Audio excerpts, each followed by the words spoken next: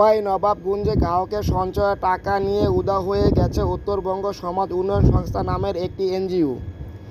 এ ঘটনায় ভুক্তভোগীরা এনজিও মালিকের ভাই ও এনজিও অফিসের ব্যবস্থাপক বকুলের বাড়ির সামনে টাকার দাবিতে অবস্থান নিয়েছেন।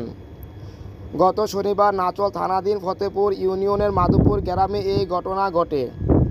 অসহায় এসব ভুক্তভোগীরা বলেছেন, তাদের কষ্টের অর্জিত টাকা সঞ্চয় করছিলেন, কিন্তু তাদের কাছে বিভিন্ন অঙ্কের প্রায় 18 কোটি টাকা নিয়ে উধাও হয়ে গেছে সেই এনজিও।